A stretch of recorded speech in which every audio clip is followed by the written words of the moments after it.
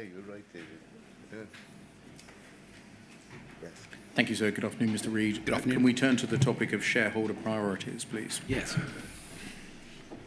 There's no need to turn it up, but in paragraph 246 of your first witness statement, you say, quote, "The Postmaster Sentiment Survey showed that remuneration is the top priority for postmasters. Despite some increases, it remained a top priority for many postmasters and the area with the lowest perceived improvement." Can we look at a letter that you reference in the same witness statement in your paragraph 169 from Kevin Hollinrake to Mr. Staunton, outlining the shareholder priorities that the department would like you to focus on? UKGI 304 4317.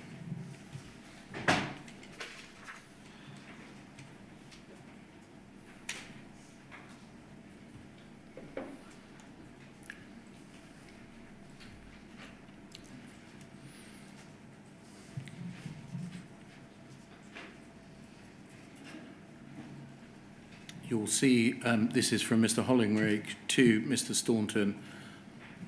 It's dated the 29th of June 2023 and contains the strategic priorities for 23 to 2024.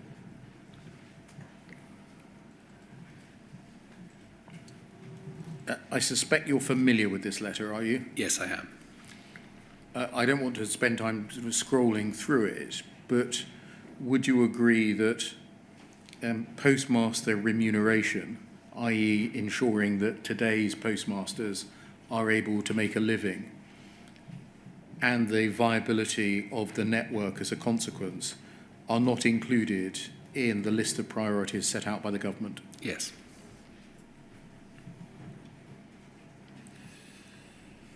Do you know why? I assume it's because they take that as given, as that being the core element of the job. You've said that remuneration is, according to the Postmaster Sentiment Survey, the top priority for postmasters. It's not listed as any priority by the government. That's correct. Aside from what is formally written down by the government, in your interactions with the department, with UKGI and with ministers, would you say that it is a priority for the government to ensure that sub-postmasters are remunerated fairly and are able to make a living through their partnership with the Post Office, a state-owned business? I think it's one of a number of priorities. I think the major priority, as you'll probably see from the 23-24 letter to Henry, is very much around compensation and support to the inquiry. They are clearly priorities, but your point is correct in that the last 4 postmaster surveys that we've conducted, remuneration has, on each occasion, been the number one concern for current serving postmasters. If we go to page 2 of the letter and look at the first priority, effective financial management and performance, including management of legal costs to ensure medium-term viability. And if you see at the 4th bullet point, this includes maintaining stringent cost control and maintaining a clear focus on value for money and efficient delivery across the cost base, including and then some sub-points. Would you agree that effective financial management and performance, including stringent cost control, is in conflict with the fair remuneration of sub-postmasters? Potentially. And so not only is the fair remuneration of sub-postmasters not listed as a priority that is listed is potentially in conflict with it? Yes, I think that's fair to say. You tell us in your witness statement, paragraph 273, no need to turn it up, that you have, quote, committed that Post Office will work towards sharing 50% of branch-generated revenue with postmasters, which represents a significant change to their remuneration. And in the last financial year, Post Office achieved 45.6% and would continue to drive the figure upwards. Would you agree that if branch-generated income is low, then the amount available to be shared with postmasters is low? That's one part of the equation. The other part of the equation is the central costs associated with running the Post Office, which obviously if we reduced those central costs, then the proportion of revenue that's available to be distributed increases. Would you agree that the government and Post Office is not doing enough to ensure that branches can offer sufficient services to ensure sufficient branch-generated income? I think we're trying hard to do that, but that comes to the core of the purpose of the Post Office, which ultimately, and we've discussed this over the last couple of weeks in this forum, is getting clear on what the purpose, the vision and the strategy of the Post Office is. Is it about generating new sources of income, and indeed what are those new sources of income? Is it about market failure, and from a government perspective being clear what market failure the Post Office is there to address? Or is it about looking for new avenues? And that's very much what we have tried to do, which I said in my personal statement quite extensively about the plans that we've had to drive the 4 key activities that the Post Office is engaged in: mails and parcels, cash and banking, what we're doing with our travel business, and how we're driving our platform products as well, which is where we're looking for new commercial opportunities for postmasters to drive ultimately to drive their revenue. A member survey by the National Federation found that 70% of postmasters who responded to the survey were taking home personal drawings of less than the national minimum wage, at that time £8.91 an hour. Would you agree that it is shocking that the Post Office and their sole shareholder, the government, would allow the remuneration of postmasters to fall to such a low level and then not make it a priority to rectify it? It hasn't appeared, as you say, in the shareholders' letter to the chairman. However, it's a clear priority for the organisation. I think we spend a great deal of time focused on how do we generate more revenue for the existing postmaster population. By way of example, I think in the first year in 1920, we increased postmaster remuneration by 10%, the following year by 7%, and the subsequent 2 years we've obviously not been as successful as we were in those first 2 years. It's tended to be inflation-led. What we've done, particularly with the mails and parcels element of the revenue that is generated by postmasters, is to link that to CPI so that at least it increases every single year by the same, by CPI, so some 65% of all the mails and parcels products that we sell. But your point is well made, which is there is more to do to take cost out of the business, and there is more to do to address the underlying operating model that allows postmasters to simplify their relationship with Post Office and obviously simplify what it is they are doing. Can we look at the entrustment requirements set by government? Poll 3002 7887.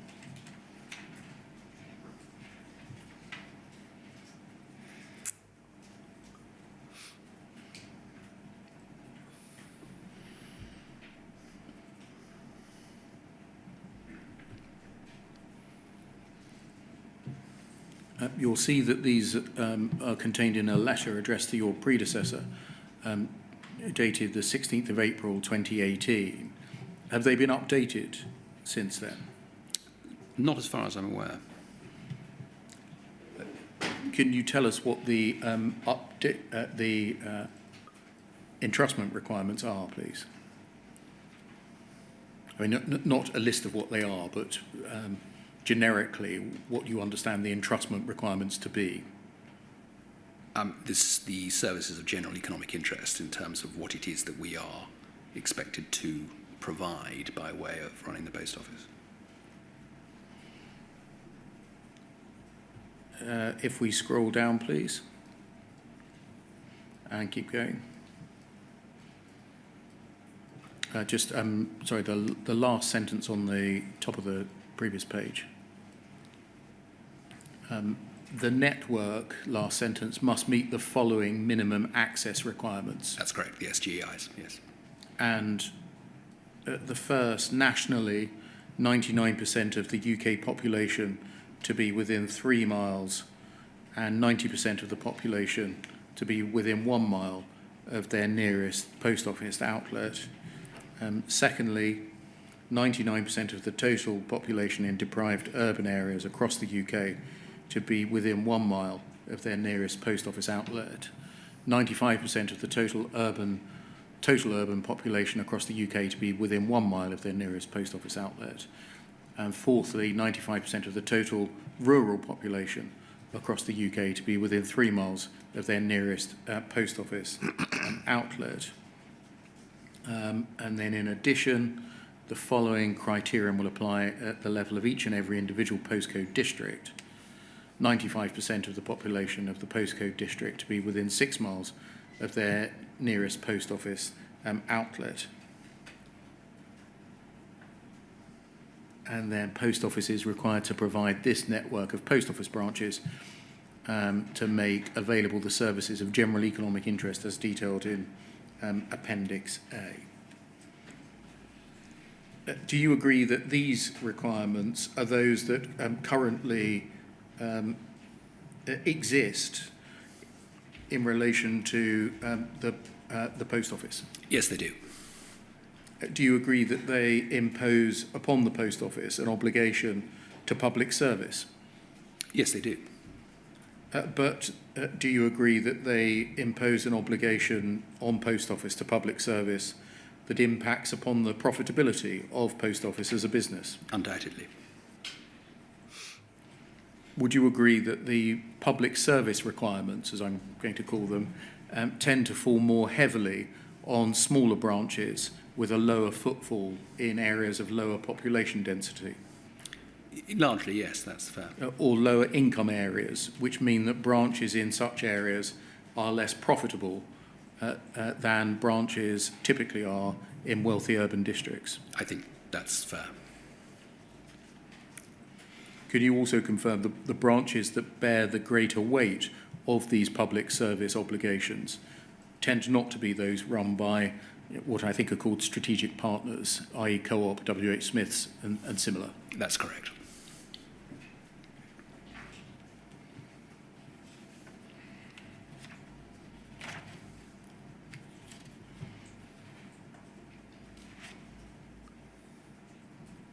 Does the post office have an enduring commitment from government to maintain public service duties of the post office into perpetuity?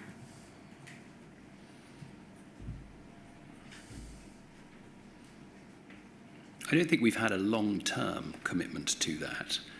The expectation is that we will fulfill the SGEIs, and on a yearly basis, that's exactly what these are. The policy or the entrustment as set out hasn't changed since 2010, and we are and have been in discussion since 2021 with the government around a policy review for the post office, and that is not something that has yet come to fruition, but it is something that we have been very keen to encourage the shareholder to take part in, or in fact to lead. The point being is that the market has changed dramatically since 2010. I mean, not least, we've had a separation of Royal Mail from the Post Office. We've had the rise of digitisation. You've had the growth in e-commerce. And you've had massive change in consumer behaviours and habits. And there is a reason why the high street is closing at the speed with which it is closing. There's a reason why 5,000 banks have closed since 2015.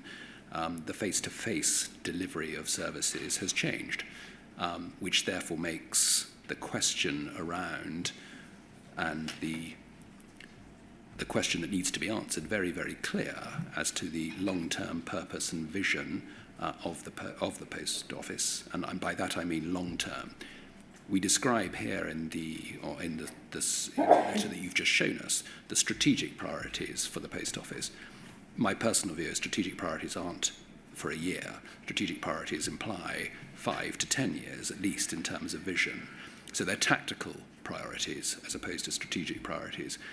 What the Post Office is in need of, and certainly the work that the incoming chair has initiated with Teneo from its in its strategic review, is a joined-up vision between the Post Office and the shareholder for the long-term future of the Post Office. And by that I mean 5 to 10 years minimum, such that we can start to plan more strategically as opposed to tactically, which is very much the nature of the letters that this particular letter that we've just read implies.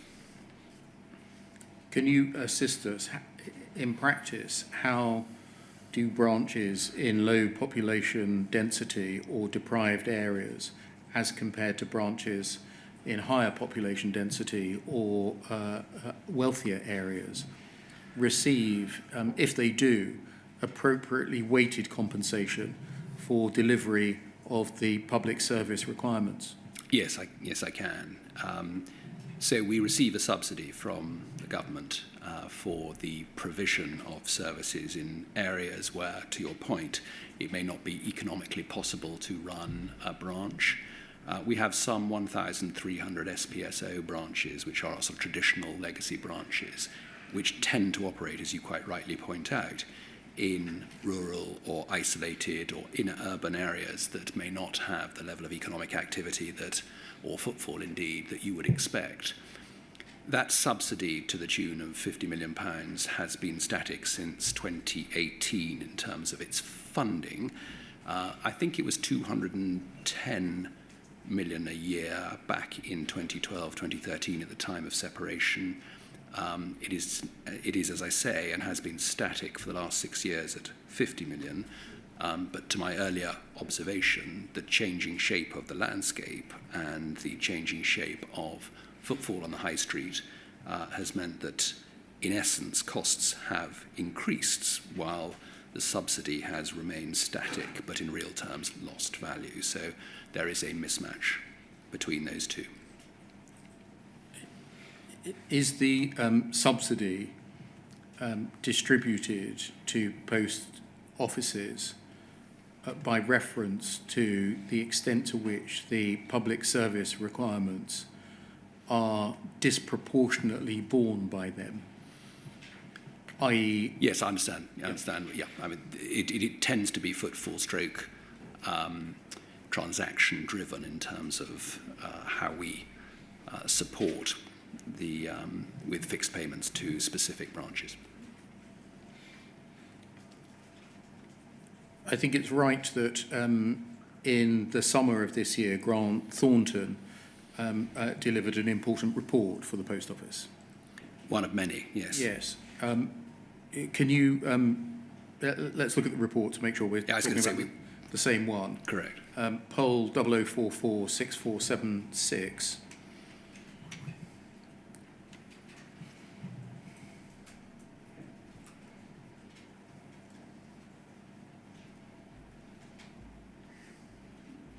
This one concerned the effectiveness of the board.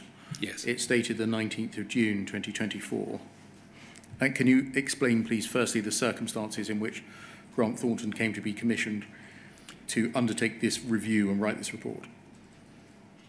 Yes, I can. I think Rachel Scarabalotti mentioned this last week. In effect, the sort of business code suggests that you should have a board effectiveness review on a yearly basis, and I think every 3 years the effectiveness review should be done and conducted by an external party, and Grant Thornton were commissioned to do the external review. Thank you. If we go over the page,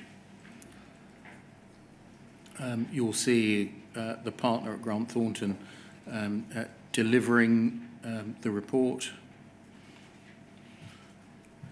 And if we scroll forwards, please. An idea of the length of the thing. And then forwards, please. If we can perhaps skip to page 8. I think this is the first part of substance to the report that we will find. It's an executive summary or key findings section.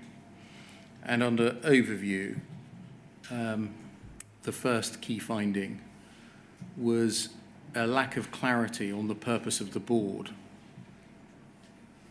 with the shareholder relationship inhibiting the board's effectiveness due to perceived interference in Post Office's work and limited visibility around the longer-term funding and objectives of the organisation. Was that a finding with which you agreed? Yes, it was, and I would say that the findings did get board endorsement. There's 3 parts to it. Firstly, a lack of clarity on the purpose of the board. What does that mean? I think perhaps the way I would describe it is that given that there is ambiguity over the strategy, vision and purpose of the Post Office, it's quite difficult to ensure that the level of governance that is supporting that misaligned strategy, if that's the right word, is quite difficult to articulate. And I think what the board have struggled with in terms of governance challenges is, without real clarity about the purpose and direction of the Post Office long term, it's quite difficult to establish the right levels of governance. And I think that's the clarity issue that's being described here, and the reference being made to what the board has wrestled with. The shareholder relationship inhibiting the board's effectiveness due to perceived interference. In what way did the government inhibit your board's effectiveness by interfering in your work? I think it's more the lack of clarity over matters that are for the board and matters that are for the shareholder. There are certain areas in which the shareholder has and takes a particular standpoint and view. I think it would be obvious to point out that we have a single source of funding, which is the government, and we are therefore completely and utterly reliant on our funding from the government, and this, by definition, causes challenges, certainly from a strategic point of view. And you will have seen in the verbatims associated with this particular report that there are many observations made around the control of the shareholder without consequence or without accountability, and the general influence that the shareholder has over the direction of the business. You'll also notice, certainly in my first witness statement, I made reference to some of the non-executive directors who left after a single term, feeling that independence has and was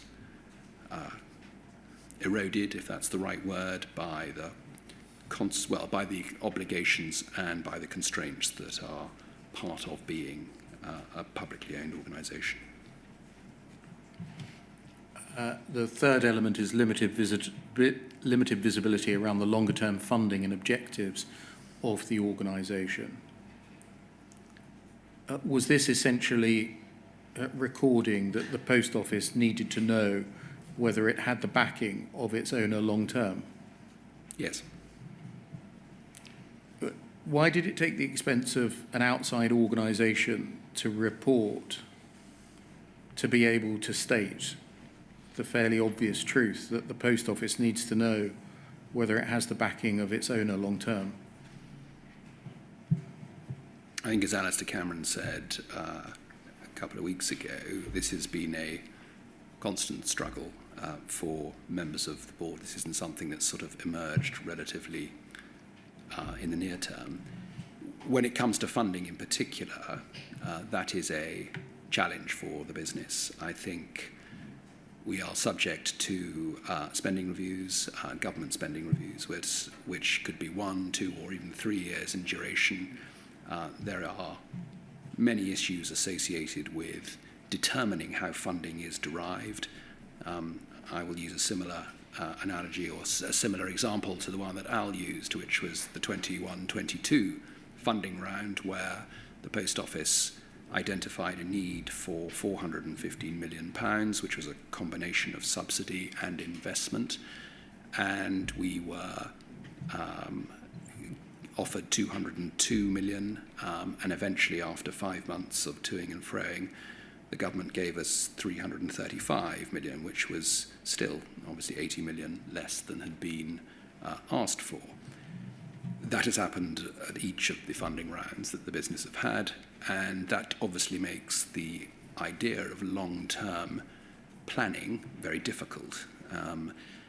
Funding is obviously driven by budget rather than by need, and I think, again, a long-term strategy with an underlying funding model to support that is what I think is required, and clearly that's one of the outputs I'm sure that Teneo will be discussing with the government over the next 2 or 3 weeks when the final Teneo review is put forward. I'm going to come to Teneo in a moment. Right. Would you agree that the confirmation of the government's commitment to Post Office's public service and the number and spread of branches must be a basic requirement for the continuation of the Post Office as an institution?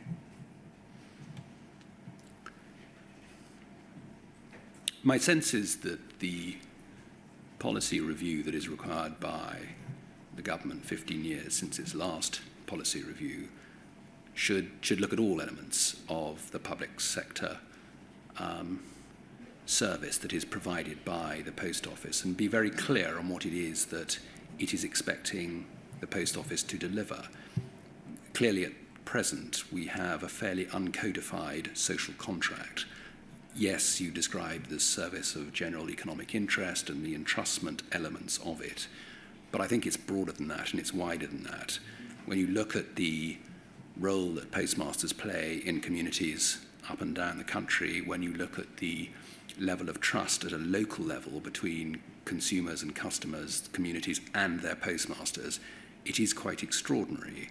And when you look at the social value associated with that commitment from postmasters, it is that I think needs to be more heavily examined in terms of the contribution that is being made by postmasters and how the government sees over the next 5, 10, 15 years that continuing to evolve, but more importantly that postmasters are recognised for that contribution, which they currently aren't. How is it possible that these questions, the long-term backing of the owner, the continuation of the social purpose commitment, have not been answered for the future? I think that's a question you'll need to discuss with the government. As I say, we're keen to have a policy review for some time. We make this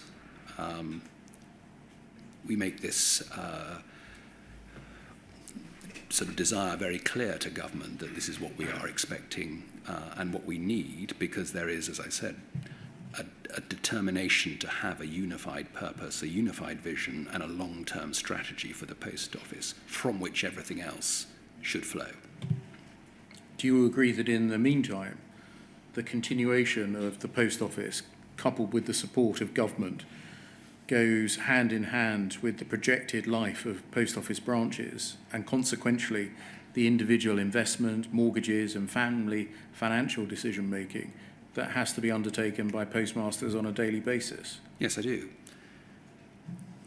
You tell us in your third witness statement, it's paragraphs 31 to 46, but there's no need to turn them up, the issues that you identified with the culture within the Post Office included from the outset a perception that, quote, the organisation had lost sight of the postmasters. Is the failure by the government to ensure the future of the Post Office and a commitment to its social purpose and consequential funding another example of such a cultural behaviour? Yes, I think that's fair. Would you accept that the very same issues of obtaining decisions and support from government have also affected and afflicted compensation, redress and financial restitution? No, I don't think that's fair to say that.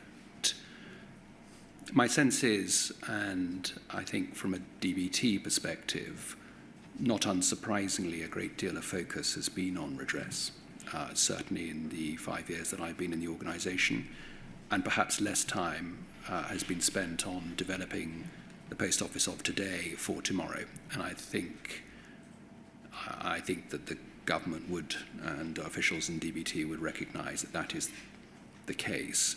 It is complicated to manage both, but I think it is important, certainly for today's Post Office, that there is more clarity. You tell us in your first witness statement, no need to turn it up, it's page 22, paragraph 38, that, quote, the external strategic review that the Post Office is undertaking, led by Teneo, will be complementary to the work being undertaken by the department, as it intends to set out a future model for the Post Office to deliver sustainably against the stakeholder requirements. And you add that that review is expected to conclude, or was expected to conclude, in September 2024, the month just gone. What's the current position? The current position, 2 years ago, the department invited, as it happens, Grant Thornton again to do an initial strategic review of the Post Office, and I think that was primarily associated with the sort of commercial long-term future of the Post Office. The output of that piece of work was a second review, which I understand is what is ongoing at the moment, again commissioned by DBT. I've not had sight or visibility of the scope or of the content of that review, or indeed of its findings. And clearly, from my perspective, it's quite important that we are included in that piece of work. I hope that, and am reassured certainly by the current chair, that he has had those conversations with the incoming administration, whereby we can dovetail the Teneo strategic review and the independent work conducted by the department to ensure that the output is something consistent and something that everybody can buy into. Can we look at the scope of the review, poll 00448624?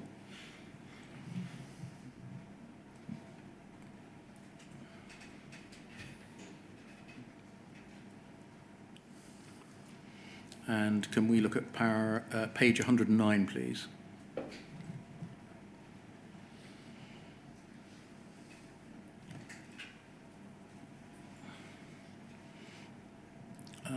This was a board paper and an update for the board on the strategic review. It's dated the 4th of June 2024. If we can go to the next page, 110, please.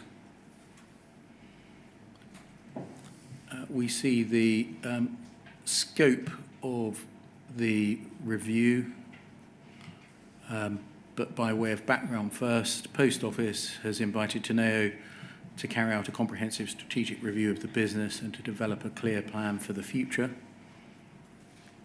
And then on the equivalent passage on the right-hand side, Teneo will undertake a thorough review of the Post Office to understand its current position, clarify its core objectives, identify opportunities and risks, prioritise initiatives, and develop a clear path to realise the chosen strategy. And then a plan. And then if we go over the page, we aim to address a range of key questions for the Post Office to develop a clear plan for the business over the next 5 years. And one of them on the far right is stakeholder management. How do we ensure stakeholder support for the strategy? How do we ensure that sub-postmasters' interests are properly reflected? Is the current ownership structure appropriate? What is the most appropriate funding model? Left-hand side, reputation, trust and brand. How is the Post Office viewed in the wake of the Horizon scandal? What actions must be taken to restore public confidence? What do stakeholders want to see from the Post Office, e.g. make money versus serve the community? Does the Post Office's purpose and vision need to evolve to balance societal versus economic benefits? Some of these questions are, would you agree, rather fundamental, but also rather basic, i.e. what do stakeholders want to see from the Post Office, make money versus serve the community? How is it that that question needs to be asked and answered now? Well, I think the long-term purpose of the Post Office is pretty critical. I think we've got to understand and ask ourselves, what is the purpose of the Post Office? What is it for? And alongside that will go questions of ownership in terms of where does it sit. So is it being designed as a commercial entity that is competing in markets with the banks, with financial services businesses, with large logistics players, with other retailers? Or is it there to fulfill a particular social purpose for the isolated, for the elderly, for government services in terms of providing some form of government service around benefits and the like? I think it's a pretty fundamental question that the government needs to ask, and with that, I think, and from that flow, many of the issues that are on this single slide.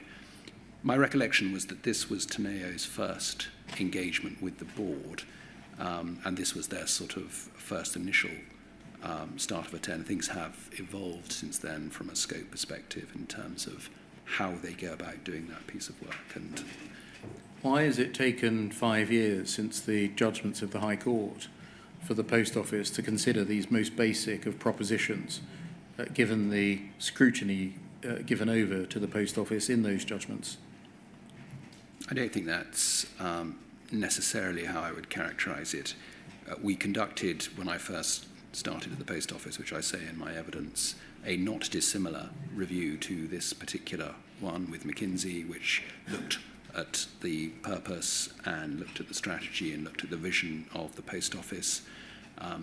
Clearly, in the following 5 years, an enormous amount has changed, not just consumer behaviour as a consequence of COVID, not just some of the issues associated with the cost of living crisis, but also the revelations of some of the practices that we have been uncovering in the inquiry. And so I think, strategy is always dynamic. There are always things occurring. I think probably the last 5 years in the Post Office's history have been more dynamic than any other time that in recent memory. And I think that's something that needs to be built into the particular strategic review that has been triggered by the arrival of the new chair. I think it also needs to be brought to, there is a natural time frame for this exercise. First and foremost, the inquiry will come up with its set of recommendations following the 4 years that it's been engaged looking at what is going on in Post Office.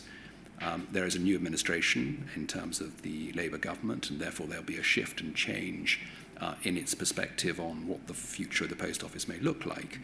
And at the same time, we are producing our own internal strategic review. And I think bringing together of all of these elements, it's a very natural time for the organisation to take stock and to, I hope, find real clarity about the purpose, the vision, and the long-term strategy for the Post Office. In the meantime, how can sub-postmasters and their small to medium businesses possibly make plans when the Post Office itself and the government are asking such fundamental questions as these, looking around for ideas and answers? I think it's a very reasonable question in the sense that this will have been an extremely difficult time for postmasters and for post offices more broadly, not just because of the changing shape of the macro conditions in which they operate, which you've just described, but also as a consequence of the fact that we need to get much, much clearer on what the long-term future looks like. When I go into branches and have done over the last sort of 6 to 8 months, the questions that postmasters put to me most explicitly are around what are we doing for remuneration? What are we doing by way of innovation in terms of what other products and services can we sell and can we deliver from our post offices? But then the sort of third and fourth question are, what is happening to the brand as a consequence of this scandal? And more importantly, what is happening to my long-term investment in a post office? And I'd say they were the 4 top questions that are asked of me when I go into post offices today. I hope that we can answer those in the next few weeks as we go through the strategic review. I think that is going to be a really very important part of providing confidence to postmasters about the long-term direction of the business. Will we answer all the questions? I doubt it, but I think we will be able to give people much greater clarity on what the next 5 to 10 years looks like. And I hope that from a governmental point of view, we can look at the funding model to make sure that it is reflective of a 5 to 10 year strategy rather than a 1 to 2 year tactical engagement. Put bluntly, who would buy a post office branch under these conditions? Strangely, now you say it, we don't see the level of churn that you would expect. Had you asked that question to both SAF and Elliott 2 weeks ago, you would have found that they are both looking for additional post offices. There are a number of individuals who are keen to buy post offices. So I think, I don't think it's quite as stark as you are perhaps suggesting.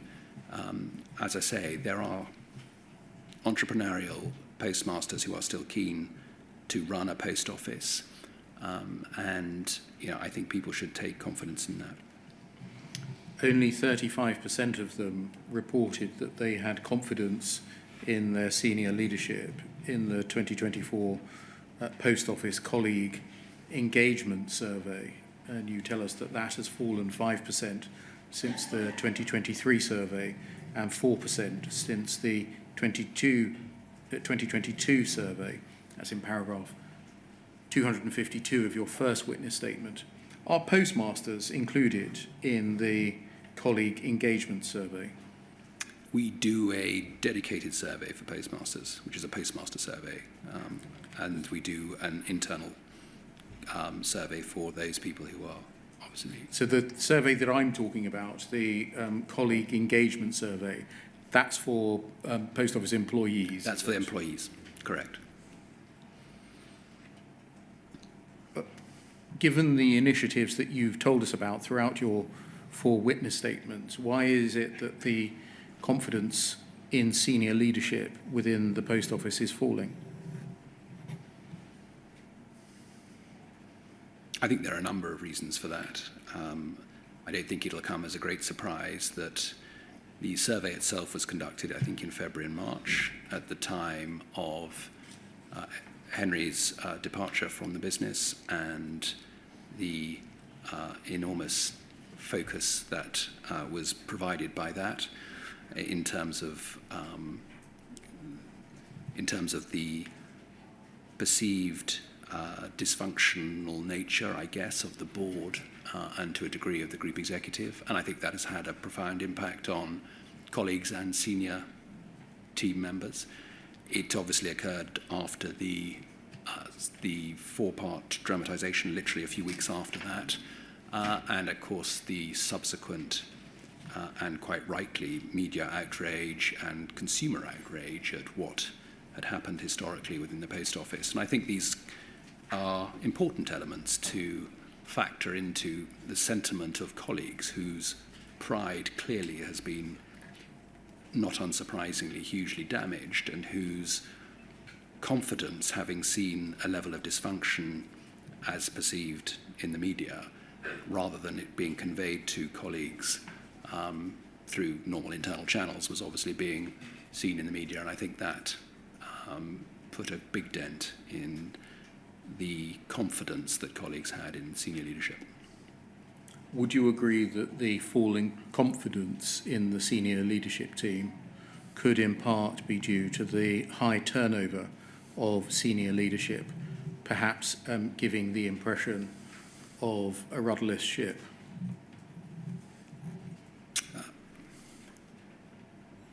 In part, I think high turnover has been a feature of the Post Office for many, many years. It's a difficult place to work. It's a difficult place to achieve success. And I think at the moment it's probably at its most difficult, given the overarching implication of the scandal as well. So, yes, I think that's certainly something that is a major factor, and as I mentioned before, the lunch break, the importance of stability at a board and group executive level, and the importance of stability and confidence in the individuals who are occupying those roles is paramount to the long-term success of the business, and that's something that I think is needed urgently. Do you think it could in part be due to the revelation of a scandal upon a scandal, being the awarding of bonuses to senior Post Office leadership in relation, in particular, to an inquiry-based metric?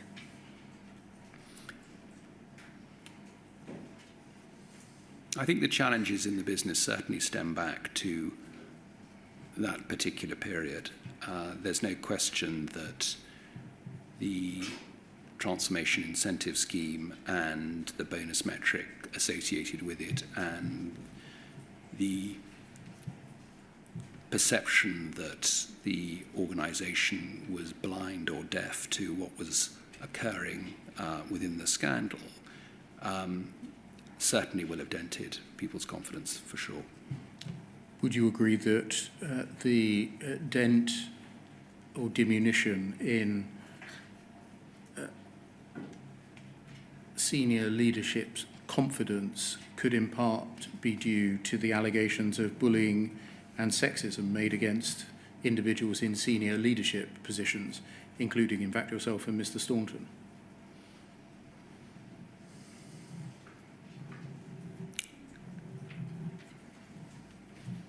Yes, I guess that's probably fair, that image that will have been conveyed by those allegations will, of course, had an impact on colleagues. However, in defence of that, I would say that a degree of confidence will have been taken by colleagues that no one is above the law in the Post Office, and those whistleblowing allegations that were made against me, as an example, were followed through with a fairly comprehensive investigation. None of the allegations, I may hasten to add, were upheld, but by definition, colleagues will have taken confidence that it was possible to investigate the chief executive and the chairman, irrespective of what else was going on in the organisation, and more importantly, that those investigations went through to their natural conclusions. Would you agree that the diminution in the confidence in the senior leadership of the organisation could in part be due to postmasters, including Elliot Jacobs, a board member, facing a harsh and non-transparent investigation, suggesting to sub-postmasters that perhaps nothing has changed since the GLO. I don't think that particular isolated incident of Elliot, disappointing though it was, and as I said yesterday, I don't think it was conducted in the way that I certainly would have wanted. I think, but I also do believe that when you look in the round at the way that we have changed to support postmasters over the last 4 years, that is materially different from where the post office has been historically, notwithstanding the perhaps heavy-handed way in which Elliot had been treated. In the light of these issues and each of them, what confidence should the inquiry have that the post office has or will put in place a senior leadership team that deserves the confidence of post office employees, postmasters and the public?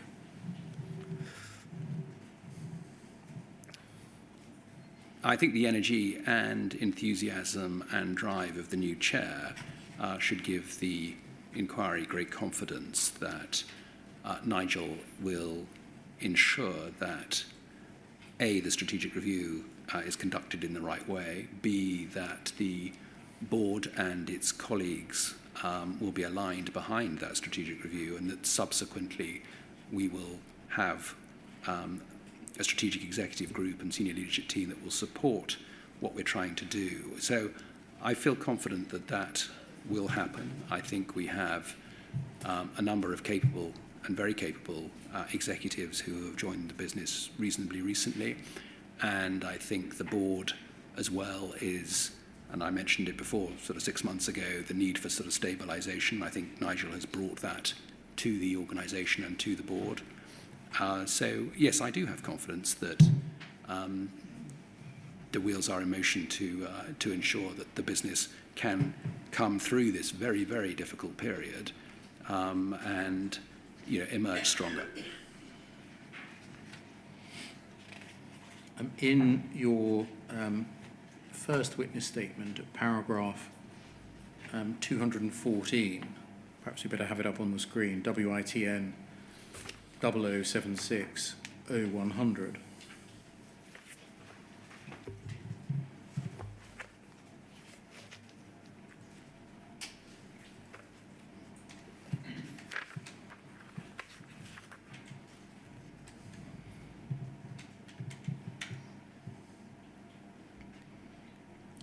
Page 105, please.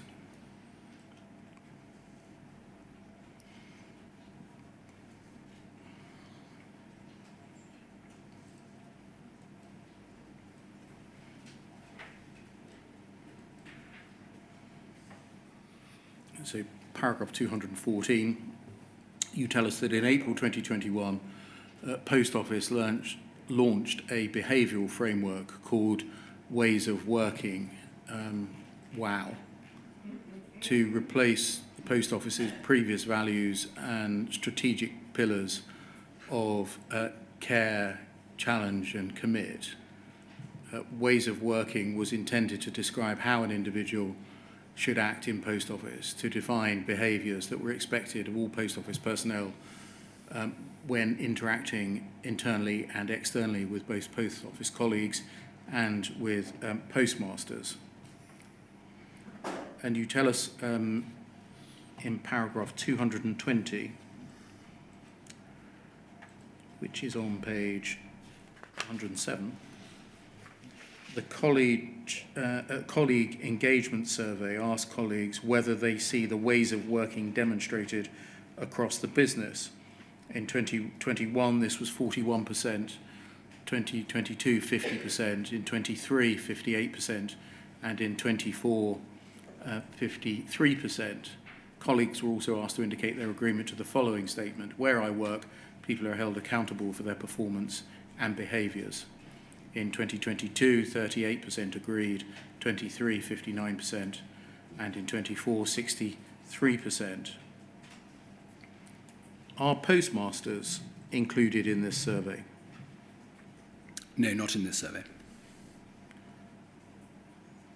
as they're not included, how can the Post Office measure whether the ways of working are being demonstrated in interactions with sub-postmasters? We have a separate postmaster survey, which gives the opportunity for all postmasters to take part. That happens at a very similar time, and we also then do a pulse survey every 6 months with postmasters just to check on whether or not we are making progress on the commitments that we made following that survey. I think it's quite important just to touch on the postmaster survey. It is conducted usually in February and March with results in April, and that tends to provide me with the opportunity to speak to the postmasters at our annual postmaster conference, where we will share the results of the survey itself. We will post those results onto Branch Hub and by email to all postmasters, and we'll then have a series of workshops which postmasters are invited to and they can take part in if they want to, which allows us to work through the results themselves so that postmasters can bring to life for the team what it is that is being said and interpret the surveys themselves so that we can then build an action plan. And then towards the middle of the autumn, and it'll be sometime this month, I think, yes, it'll be sometime this month or maybe early in November, we will have a pre-Christmas conference where we will present the results of the Pulse survey, but also the action plans associated with the survey that was conducted in March. And people can hold us to account for whether or not they've seen any improvement or any change in, or indeed whether or not the commitments that we've made and the action plans that we've promised, we've actually made any progress at all. So there's a difference between the two surveys. Clearly there are different things to measure and different things to gain and get feedback on. Thank you, Mr. Reid. So, can we take the afternoon break now? Yeah, between... We can, but can I just clarify one thing that I want to be sure I've got the right end of the stick? My understanding of Mr. Railton's evidence was that as a consequence, at least in part, of the Teneo work, a strategic plan had now been formulated at Post Office. Is that correct? The final version of the strategic plan has been completed by Teneo, and the main board have signed it off in the sense that they agree with the findings of that. Right. So I've got that right. Yeah. That has either gone or is imminently going to government for their, in inverted commas, approval. That's correct. Right. But am I also right in thinking that at the same time the government has been working on their own strategic plan? That is correct. And has there been any crossover between those two pieces of work? There has been interaction between the Teneo team and DBT, as I understand it. Right. Right. All right. Thank you. I did get it right at least. Can you tell us what interaction means? It's a good question. As I understand it, Teneo have obviously got a number and a range of stakeholders that they've engaged with, and clearly DBT is one of those. And my understanding is that Teneo and DBT have discussed the specific piece of work, the specific policy work that DBT Phase 2 have initiated, and we obviously want to make sure that these pieces of work come together. There's absolutely no point in doing a strategic review of the Post Office internally if the shareholder is off doing its own piece of work, and never the two should meet. That would be a very unfortunate outcome. Well, it would. I love the way that we use the word the inquiry, but I'm thinking a bit more personally because I'm the one who's supposed to make these recommendations. And if we have a state of affairs where the Post Office is got Plan A, shall we say, and the government has got Plan B, I think it's a bit optimistic to think that Wyn Williams can produce the all-embracing Plan C. But anyway, there we are. Let's have a break. So the plan is to break it now until 3 o'clock. Yeah. And then we're going to switch to call participant questions. I haven't finished my question. No, I understand. Because I think you know, and some of the call participants know, Mr. Henry can't be here tomorrow. No, that's fine by me. And he's going to ask questions from between 3 o'clock and 4 o'clock. Fine. All right then, we'll resume at 3 o'clock.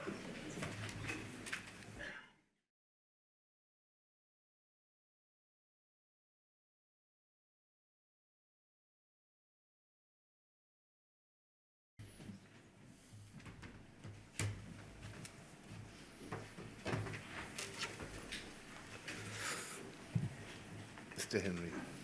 Thank you, sir. Good afternoon, Mr. Good afternoon. Reid. Together with Miss Page, I represent a small cohort of broken people who are yearning for justice, hoping against bitter disappointment that they can move on and find some resolution. And I'm sure you understand that. I do. And you would accept, would you not, that the wrongful prosecution of the sub-postmasters is an atrocious chapter in the Post Office's history? Unquestionably. And convictions were procured, it seems, on a fraudulent basis, Yes. material non-disclosure. That's correct. And of course, even if sub-postmasters weren't prosecuted, there was a culture of prejudice that then existed, a rush to judgment or a default setting that Horizon was never at fault, that the shortfalls were always in some way connected to the stupidity or incompetence of the sub-postmaster. Yes, that's absolutely what we've learned. And of course, this protracted episode, now well over 2 decades in length, represents, as I'm sure you will agree, the most shameful, brutal and sustained breach of trust in the company's history. Yes, that's fair. And you would agree that it's a nadir that the Post Office will not even begin to recover from until full and fair compensation is paid to its victims. That's absolutely correct. Now, wrongful accusation leading to conviction brings a person's life to a shuddering halt. I'm sure we can all agree on that. Yes, we can. And the trajectory of their lives thereafter is either flattened or crushed by that injustice. But you would accept that even when that wrongful accusation is removed, some wounds never heal and some injuries can never be properly compensated for. That's certainly my experience from the restorative justice meetings that I have attended. The long-term impact is profound. And it spreads across the family. I agree. Yes. And compensation, insofar as possible, you would agree, is an attempt to restore a person's human dignity and to put them in a position which they might have reached, a level they might have attained, had they not had their lives stolen from them. That is the objective of redress, yes. So it should not be a box-ticking exercise, but should fairly assess and properly reflect the many varieties of loss that these appalling injustices have inflicted on the sub-postmasters. Yes, I would agree. Now, that is a very important factor, would you not agree? The life that they might have led without dishonour or disgrace, that can't be brushed under the carpet by the Post Office, can it? No, it can't. And you would agree that if the sub-postmasters and their dependents are treated unfairly during this compensation process, then the Post Office's own reputation, perhaps even its future, is doomed. Yes, I think that's fair. Yeah. Because it would be the most appalling irony or the most dreadful repetition of past history if the Post Office in the past, having exploited the law to its wrongful advantage, did so again to find some way of evading its proper responsibility to the people it wronged. Yes, I would agree. And of course, if the Post Office drags its heels, the same applies. Yes, that's correct. So it follows that the most important thing that the Post Office, under your stewardship, should be doing is to facilitate the speeding up of meaningful compensation, to avoid sub-postmasters living in penury, or as we heard at the very beginning of your evidence, in fact, before you gave evidence, Mr. Reid, dying before receiving proper redress. Yes, that's correct. Now, I think we can still rely on the Times newspaper. Data obtained by the Times under Freedom of Information laws revealed that 263 sub-postmasters and sub-postmistresses had died since being wrongly accused of stealing money because of the computer accounting errors. And of that 263, 251 died before receiving compensation. That's a terrible statistic, isn't it, It's a terrible Mr. Reid? statistic. Yes, it is.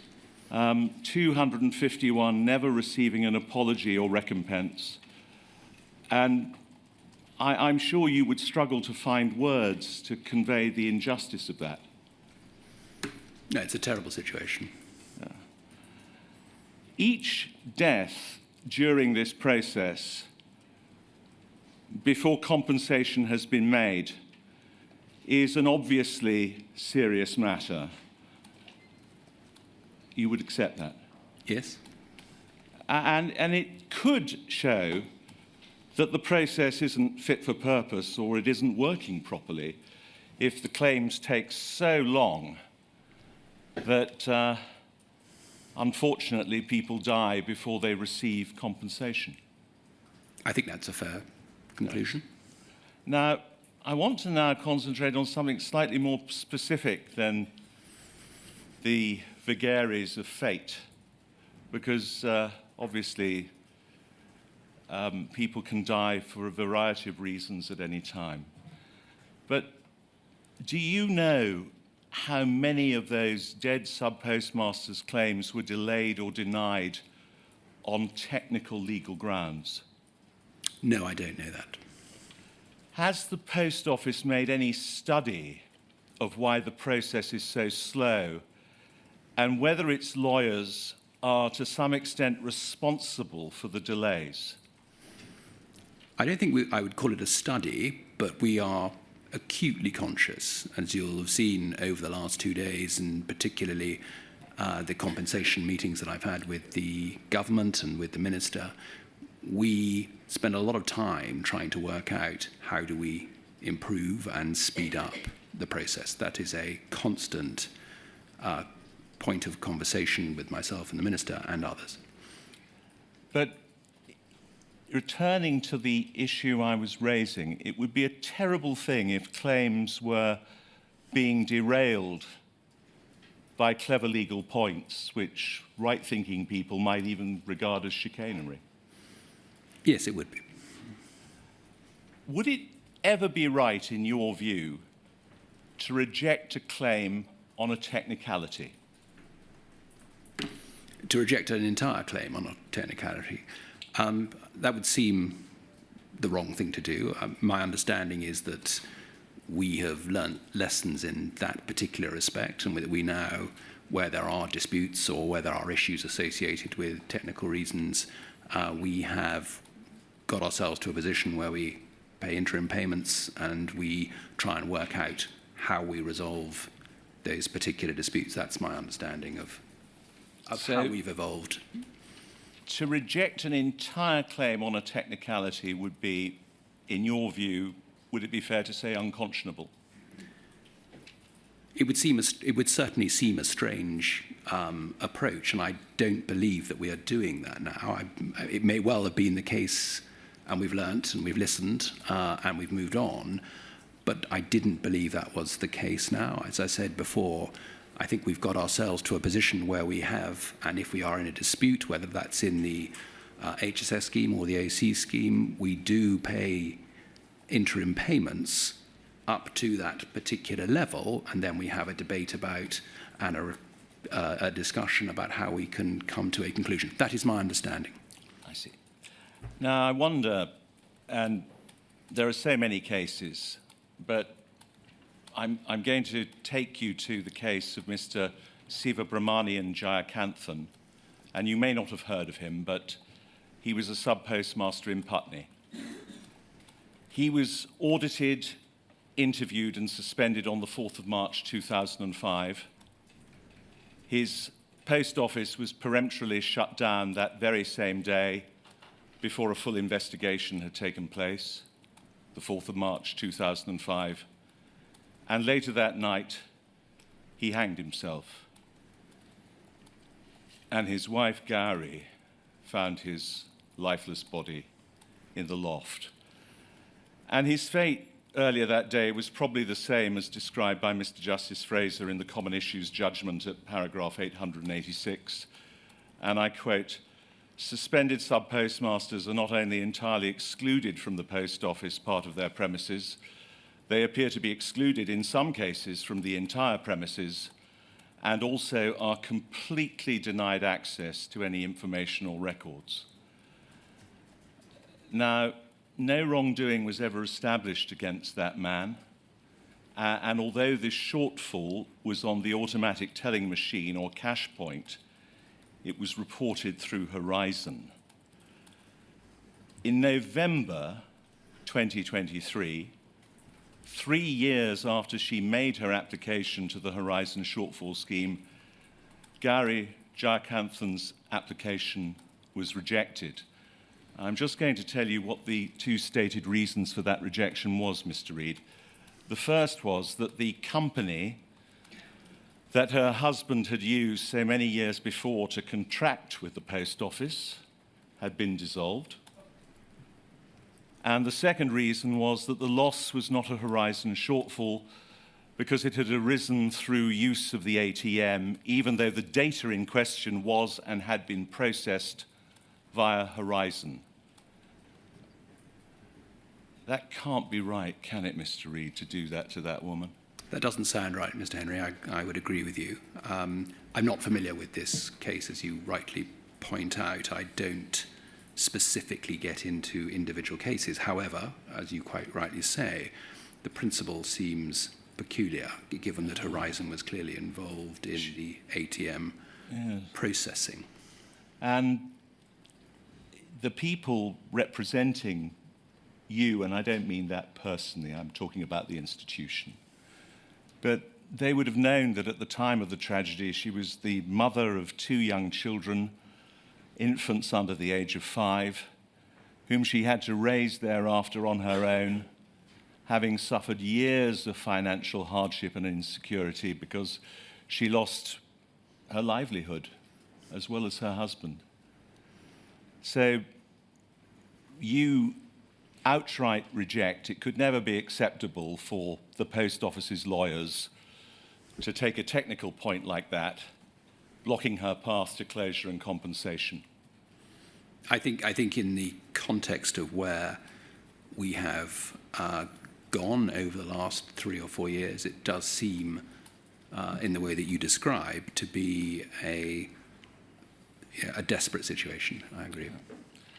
Now, leaving aside the issue of the 3-year delay, I want to now deal with the, very, very briefly, because we're going to touch on it a little bit later, the inception of the schemes. And I accept, of course, that you were very, very recently in post, and so therefore you were very much dependent upon people to advise you.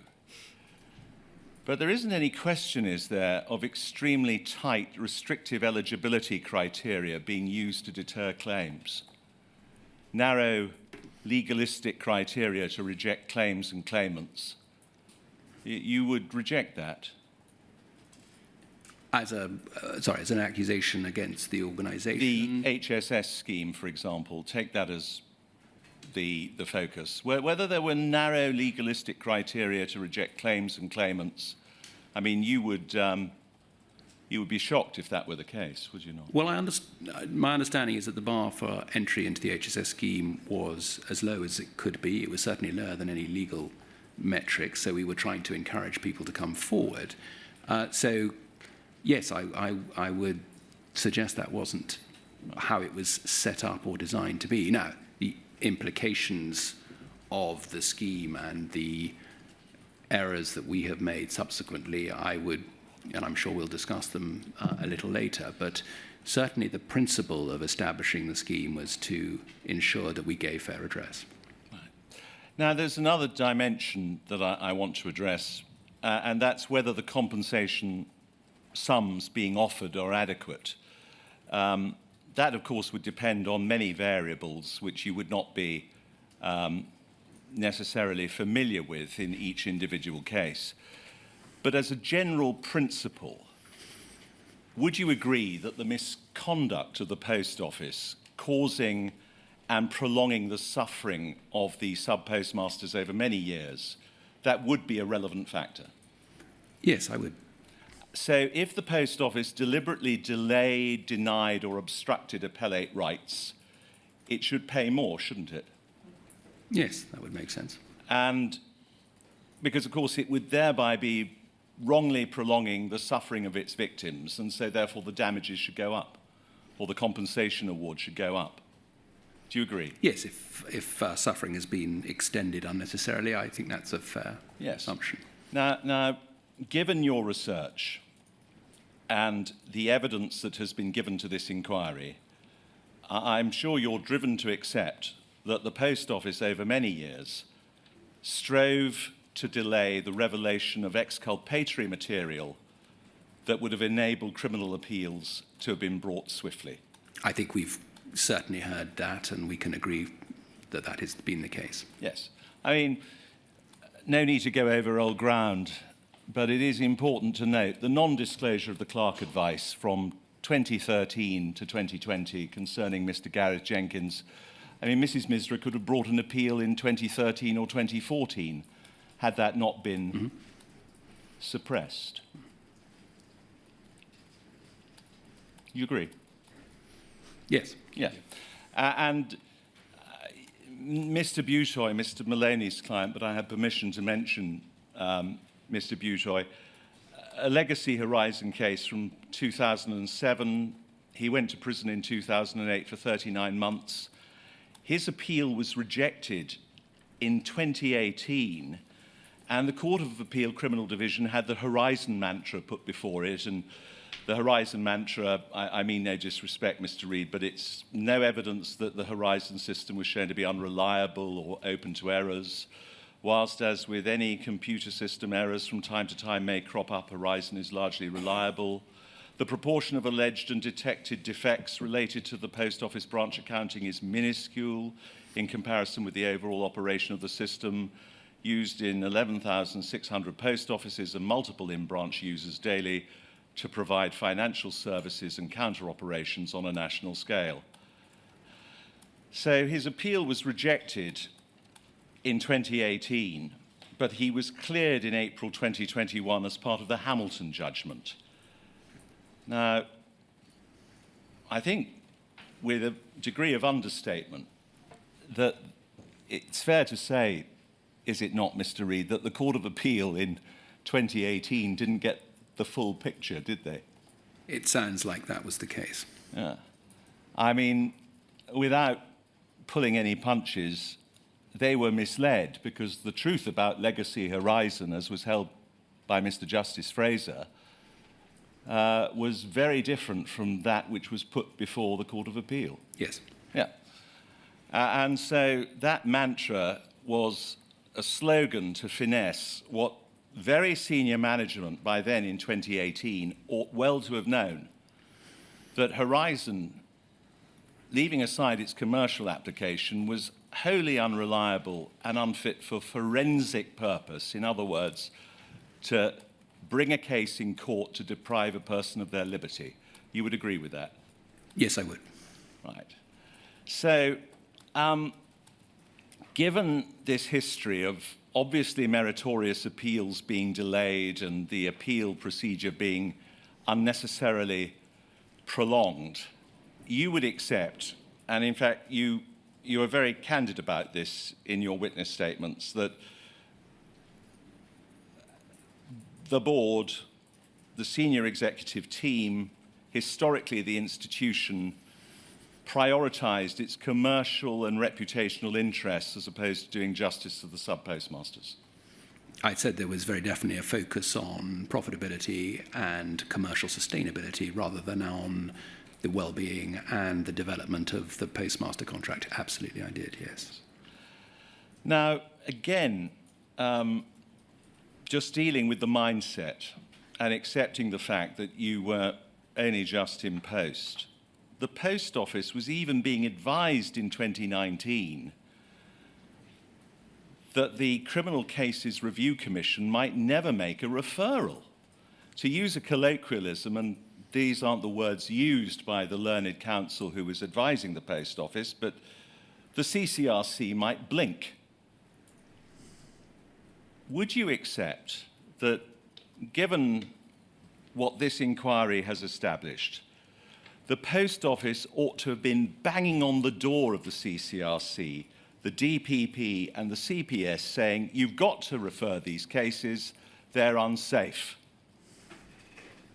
When are we describing it? Do you mean in 2018 or do you mean... I'm talking about as soon as it came to pass that there were serious problems with Horizon, and certainly by 2019, after the receipt of the Horizon Issues judgment, the Post Office ought to have been banging on the door of the CCRC saying, you've got to refer these cases.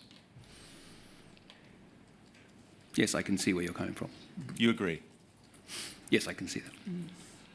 But you were being advised by your General Counsel, and it's paragraph 23, page 12 of your third witness statement, words to the effect, don't dig into the past. Yes, the guidance that I received at that stage was that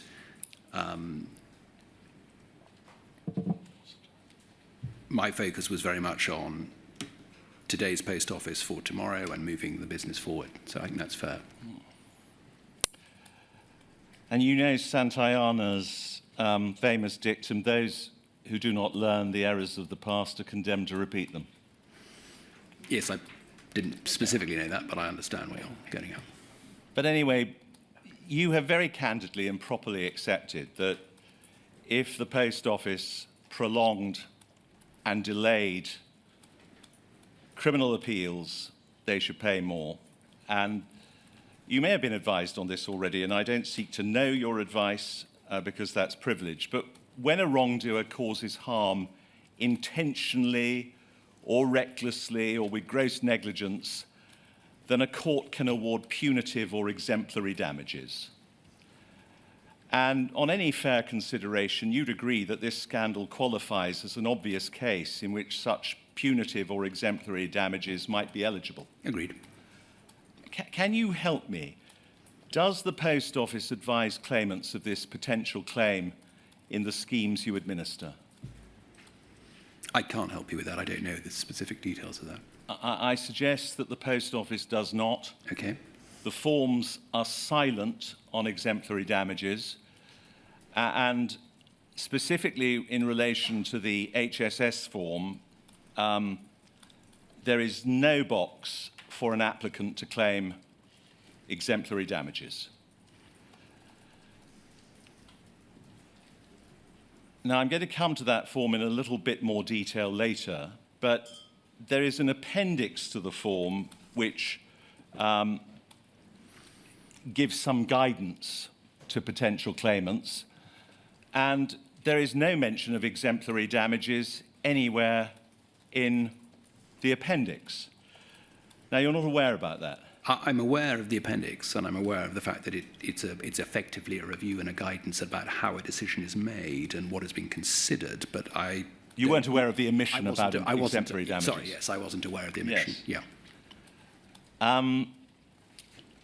Now, given the array of legal advice you receive, and I emphasize, I'm not criticizing you because you are dependent, obviously, on legal advice, but shouldn't exemplary damages have been mentioned in the form? You would have thought so, in the way that you described, that the potential heads of loss, which I know there is no cap on any of those potential heads of loss, or indeed on the specifics, they are considered irrespective. But a guidance would have been sensible. I think that was the objective of the appendix. Yes. Now, it follows, you're not being aware of it, but something is being done in the name of the senior executive team, the general executive, the board. Something is being done on your behalf which is not candid and which is not forthcoming, because exemplary damages ought to have been itemized as a potential head of claim. You accept that? I'm not sure that it's fair to ask a non-lawyer about when exemplary damages may be payable, Mr. Henry. But the possibility... No, let me finish. Sorry, sir. Exemplary or aggravated damages in strict legal terms, and I don't mean that in terms of a technicality, but when they would be awarded by a court in England and Wales, are clearly defined, are they not? And they're not the sort of damages that are necessarily payable for all tortious conduct, let alone breach of contract. So I think one has to be careful in what one is putting to Mr. Reid about this. I'm perfectly prepared to accept substantial submissions about this, where there's a proper legal framework, so to speak. But I think getting Mr. Reid to agree or disagree with things about which he's not really competent to answer is, I'm not sure it's helping me, put it like that. I'll try and be more helpful. A lot of the people filling in these forms don't have legal representation. You would accept that? I would accept that. And you don't pay for legal representation for people to fill in the forms? Correct. Yeah. Now, I want to just ask you to consider this. Candour and transparency from now on, or not from now on, but it ought to have been the touchstone about what people could claim, and certainly in the advice document, particularly given the fact that you're dealing with people who don't have legal representation. Right. Can you see history repeating itself? Because, admittedly, a lot of this occurred before you came on board, Mr. Reid, but there were years of delay subverting the appeal process, which you've accepted, and fighting the GLO tooth and claw, weren't there, before you came on board? That's correct. Now, echoing the past, we've got 5 years of delay, and I suggest attrition in the compensation process, and that history is repeating itself. What do you say to that? I think the visibility that has been shone on the compensation schemes by Parliament through the Select Committee, by the inquiry itself, and by the general media would suggest to me that that is not going to happen. I think it would be very fair to say that we set out on the journey of the HSS, and I can remember quite explicitly speaking with Alan Bates about the need to get a very simple application form, so you're quite right, and the guidance that we discussed at that time was that a lot of individuals had suffered enormous trauma. A lot of individuals were deeply concerned about the relationship with the Post Office. And as I discovered on my restorative journey, justice journey, people didn't want to even open letters from the Post Office. People didn't want to engage with the Post Office. They were so traumatized. So the guidance was very much, let's find a way to make sure that people don't need to engage in a legal process, but they can submit a claim. And I think what I've learnt, and I think what you're describing now, is the principle of doing that was probably right, in the sense that I think people were deeply troubled by the notion of engaging with the legal system. They wanted a way to submit a claim and receive redress. And we didn't get there for a multitude of reasons. Perhaps we may discuss those later, but we didn't get there, and I think that is of some regret from my perspective, that's for sure. And no doubt it would be a matter of regret to you if that supposedly simple and non-legalistic process, and in fact the chairman of the inquiry on the 8th of December 2022 actually was concentrating on that it should be a non-legalistic process. You would be deeply concerned, wouldn't you, if it was mutating into a legalistic or adversarial process? I would. Yeah.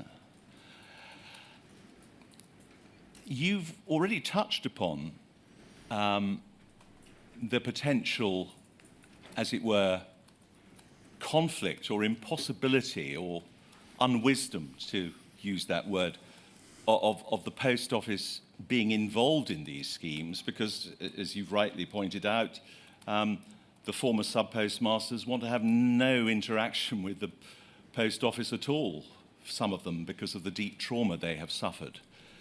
But also, does it not place you in a state of conflict? Because if you were candid and transparent and saying you've got to claim this, you've got to claim that, you've got to claim the other, then of course you would be racking up the amount of money you would have to pay in compensation, wouldn't you? That's an inevitable conflict, yes, you're right. Yes. And you've already said, not in so many words, that the Post Office's role in administering 2 out of the 3 schemes is both wrong and untenable. Mm-hmm. Probably didn't use those words, but I think it was inappropriate, and I've said that for many times. The delay and discreditable disputes concerning compensation would exacerbate that lack of trust, would it not? Yes, it would. And it would continue to poison the relationship that exists with the victims and further besmirch the character of the Post Office. I've been very clear that speedy and fair redress is essential to protect the long-term interests of the Post Office and obviously the relationship between the Post Office and the victims of the scandal. And we haven't lived up to that, and that, as I say, is of deep regret. And yesterday you said this, I've looked at my contemporaneous notes, and that would be of conversations with the shareholder and the government, and I think I may well have disclosed something to this effect, that the way it was portrayed to me was that the Treasury were of the opinion that the chaos, I think was the word they used, had been caused by the Post Office. There was a desire for the Post Office to experience some of the discomfort that had been caused. That's what I said, yes. Now, I don't dispute that was said to you, but somewhat odd for a shareholder to want that, isn't it? Well, I think you're raising an interesting question about the shareholder. The shareholder has many guises, and I think it would be fair to say that is the ministers, that is the department, that is UKGI, that is the Treasury. I think this idea of this notion of the shareholder is quite confused in the sense that there are competing and different objectives from different elements of the shareholder, as you put it. And I say that in my witness statement, that one of our challenges is to define very clearly who is the shareholder and are their objectives aligned, because ministers, departments, UKGI, Treasury have different objectives, and that is a challenge for us all. So was the Treasury calling the shot when you gave that evidence yesterday?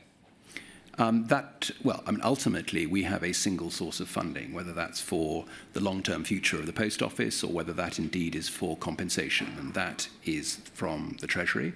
And I don't understand or know about the inner workings of how departments interact with the Treasury. What I do know is that an arm's length body isn't allowed to interact with the Treasury. One goes through either the shareholder representative, by, in this sense, UKGI, or indeed occasionally we can speak to the department, who in turn will speak with the Treasury. So there is a obfuscation, I think, by definition of me as the personification, I guess, for want of a better word, of Post Office and the funder. Yes. Whoever was calling the shot, however, the decision that you should be involved, the Post Office that is, in 2 out of the 3 schemes, was thereby exposing a teetering institution which is virtually insolvent to further reputational damage and criticism. I do hold that view, yes. Yes. The government is using the Post Office as a shield or fire curtain, isn't it? That could be a description, yes. Yeah.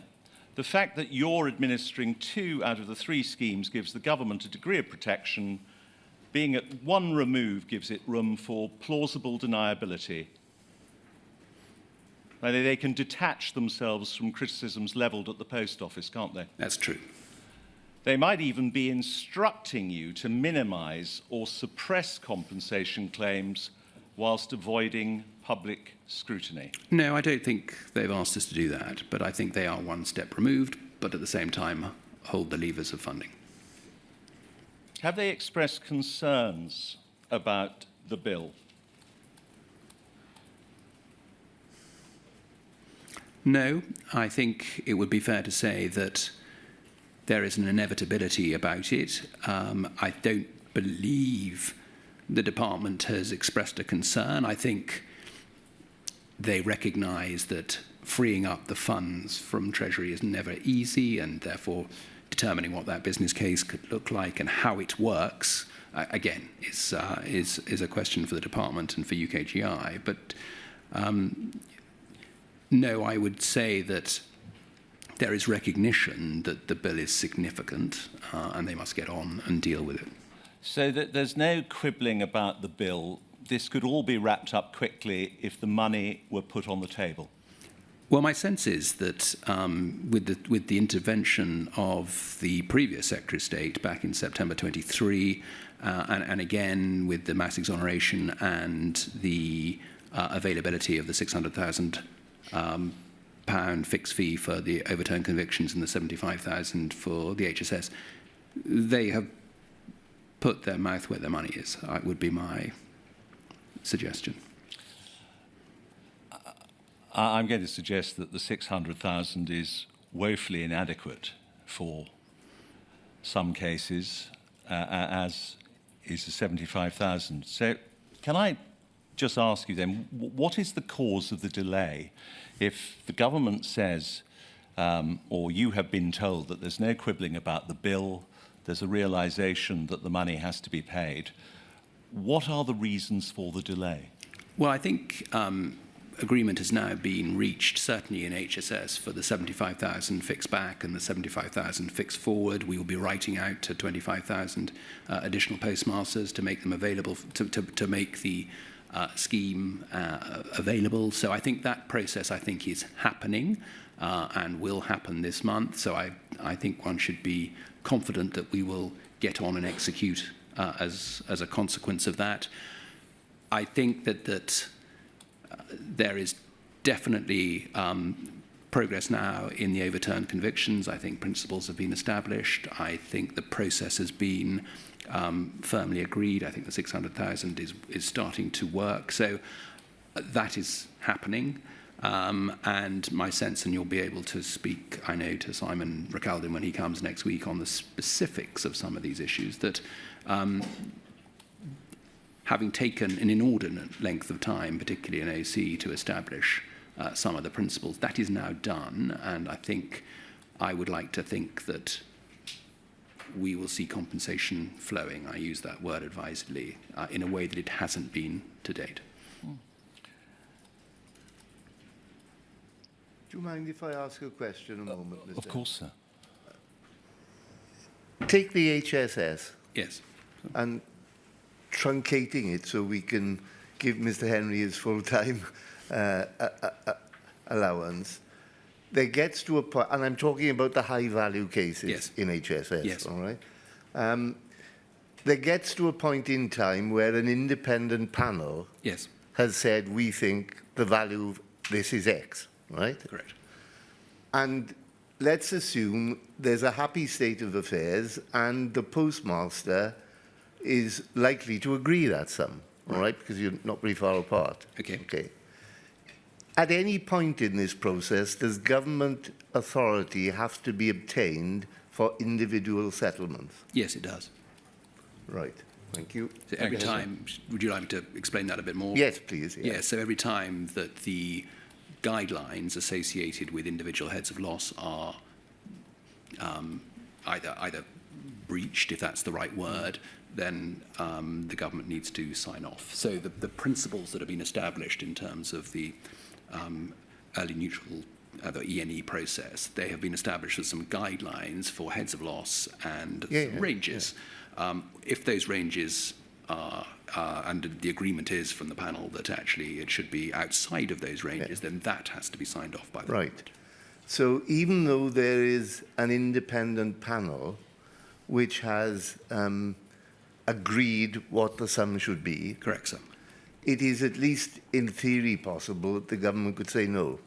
In theory, that is possible, So yes. the next question is, has that ever happened? I'm not aware, but others may have a view. I don't You believe don't so. know. I don't All believe right. so. Thank you. Sorry, Mr. Henry. But No, thank you, sir. So, just dealing with the £600,000, that could never be appropriate for a high-value case, could it?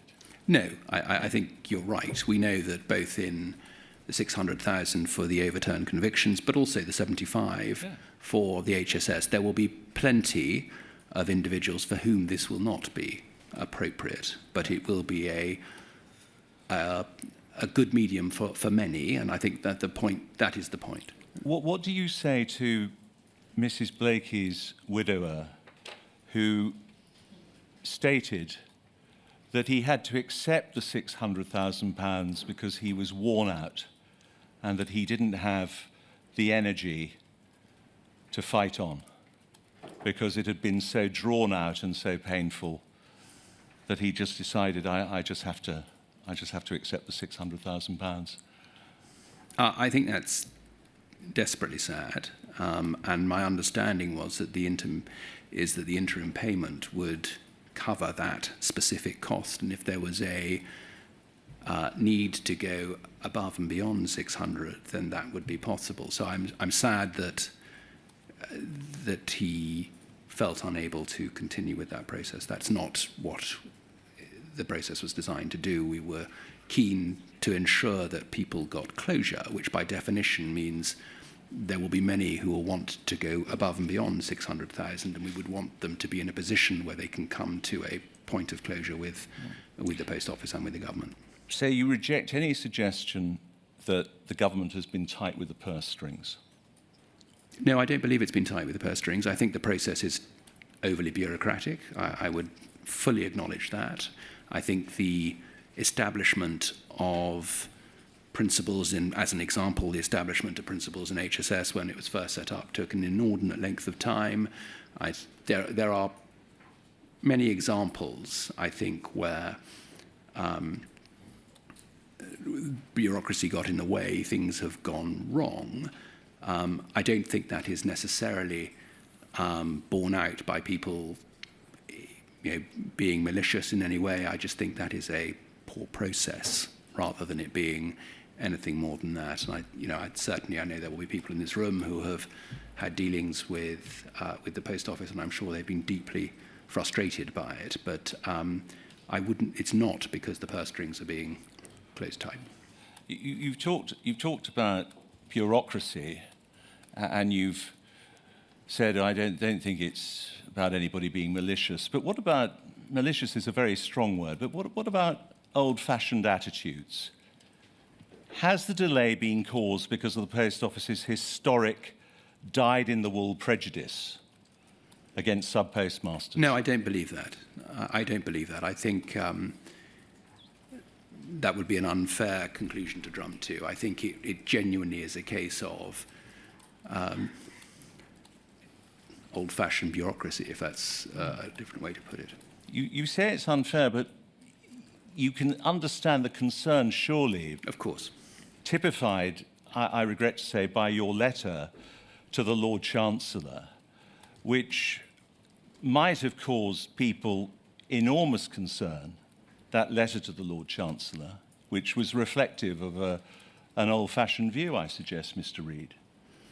No, I don't believe that. I can see why people will have been frustrated by it. We had an obligation, I believe, to alert the Lord Chancellor to the work that we'd done, and I think we worked quite extensively with the advisory board, trying to work out and trying to understand how do we get more people to come forward, which is exactly what we tried to do. And you can see, I think there are minutes from the advisory board meeting that articulate that challenge. How do you get people to come forward, Mr. Reid, when your letter to the Lord Chancellor was in the terms it was, and also Mr. Vamos's unsolicited letter, I'm going to call it they must be guilty letter, which was inexplicably posted on the Post Office's website earlier this year? I mean, how can you get people to come forward if that is happening on your watch? Well, we tried many times to engage with the 700 convicted postmasters, both writing to them, trying to engage with them, getting the CCR to help us.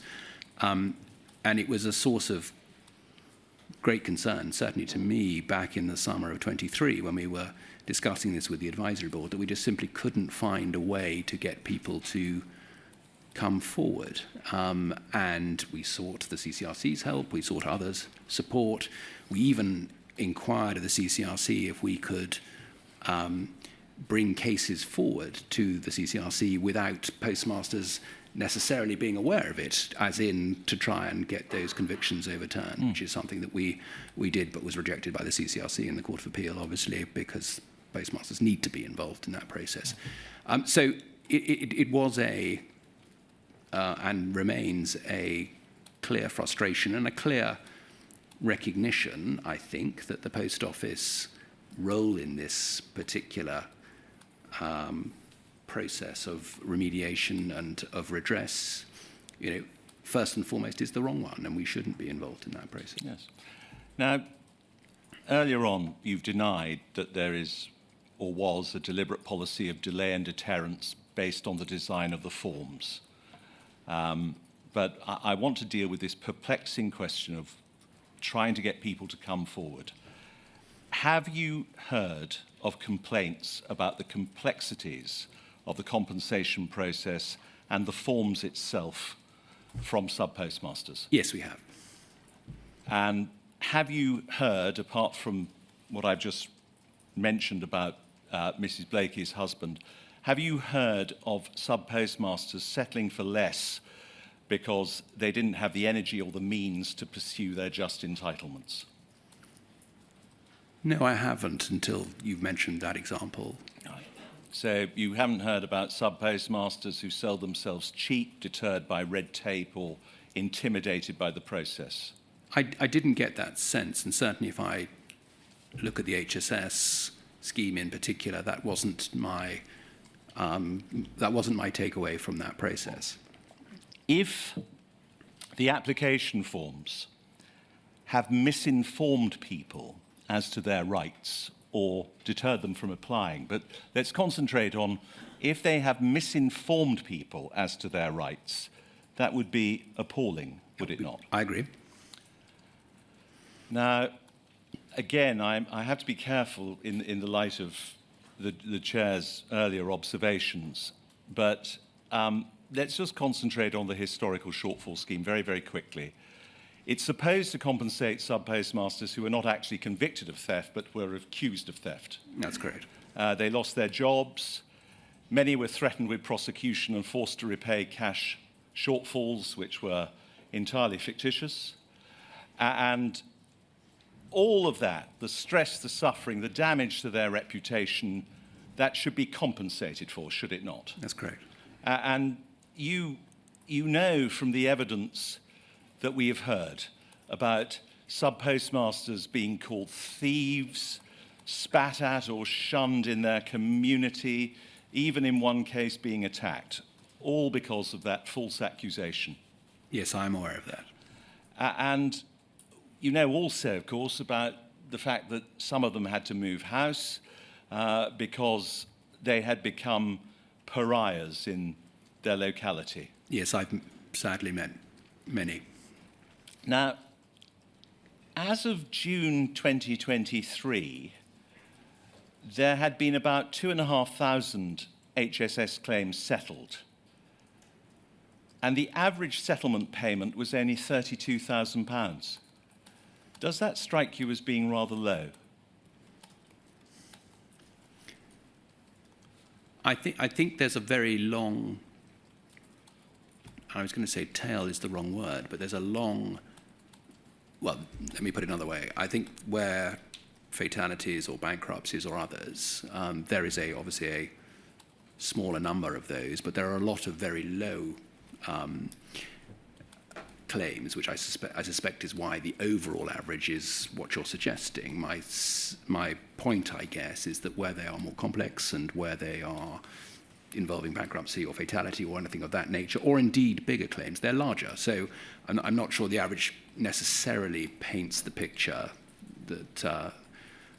well, anyway, let's return to the form. Would you agree that the form is lengthy, complex, and legalistic? Yes, I would. And I don't know if you're familiar, but you may have been aware of the criticism by Mr. Dan Needle of Tax Policy Associates in respect of it. I'm aware of his criticism, yes. I mean, taking it quickly, the form and appendix, 14 pages in length, but with other supplementary documents, it's over 20 pages of material. And as you've already said, no legal advice, no payment of legal costs for completing the form.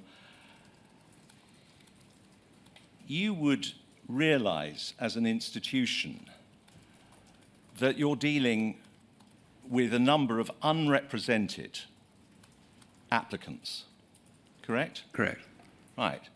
So therefore, you must be assiduously careful to ensure that they're not misled. Yes. Right. And you've accepted the importance of a person's reputation and the stigma of false accusation, haven't you? I have. Right.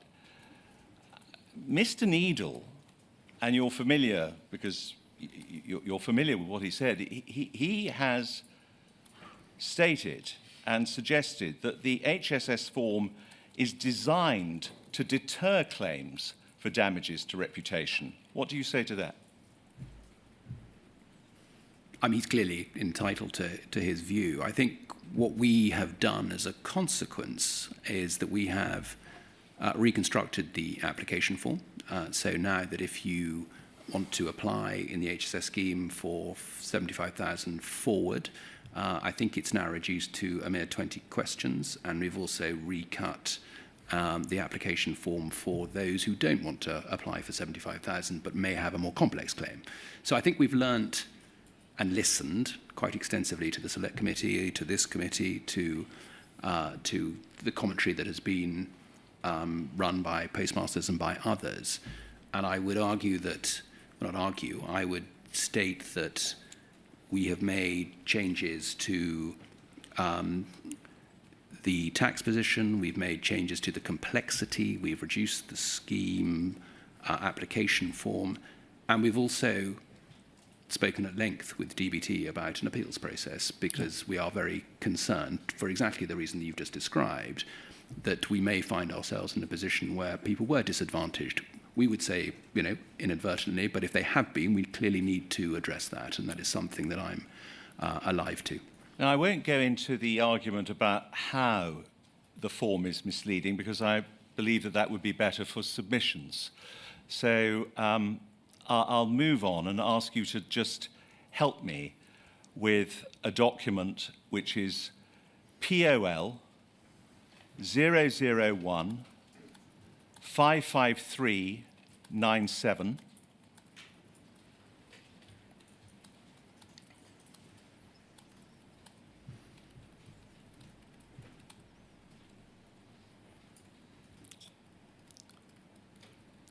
And I think you've been shown this document, have you not, Mr. Reid? I'm not sure if you could scroll down, I can see. By all means. It was provided to you earlier this week.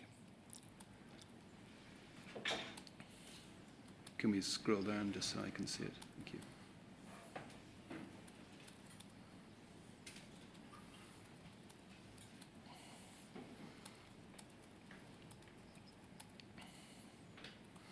We'll take it. Which piece are you taking me to? So. Yes, of course. Well, if we go to page 1, Yeah. it's entitled GLO Post-Settlement GE, that's General Executive? Group Executive. Group yes. Executive, forgive me, paper. And presumably, therefore, you would have seen the paper itself. Yes, I was in the organisation at this time. Yes. Yes. And this is what Mr. Underwood says at page 1. I'm not sure Nick wants me to lead the historical claims work stream, owing to my prior involvement in the complaint and mediation scheme, chairman's inquiry, and the GLO. And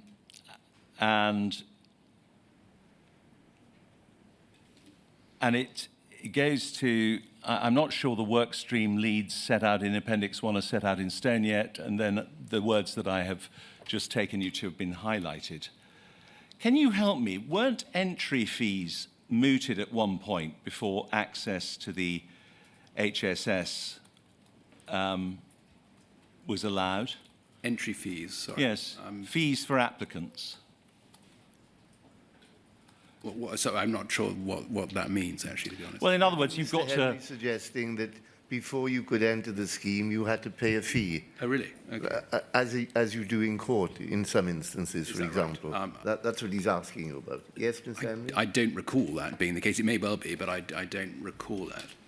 Could we go to page 2 of 5? And could we scroll up, please? Or maybe down, in fact. I'm sorry, when I say up, I mean down. If we keep going, yes, fees, exactly. Thank you. So we've got Mr. Underwood there saying, my strong view is that you cannot seek payment from applicants, however small, and regardless of the rationale behind it. Optically, this would be extremely challenging and would be a position that I believe the business would struggle to maintain under political and media pressure. I think you can achieve the same desired outcome through having, it says though, through having a very tight and clearly communicated set of eligibility criteria and requirements in terms of the documentation applicants have to provide in order to be accepted into the scheme. Now, that's an atrocious line of thinking, is it not? That at one point the Post Office would seem to have been discussing charging fees to be paid by the wrong victims of the Post Office before they would be allowed to enter into the scheme. It does seem a bizarre. Yeah. And I suggest, as is clear from what Mr. Underwood was saying, was that the same desired effect, the same outcome, would be strict, very tight, in other words, eligibility criteria, very tight and clearly communicated set of eligibility criteria, and, of course, the documentation sub-postmasters would have to provide before being accepted into the scheme.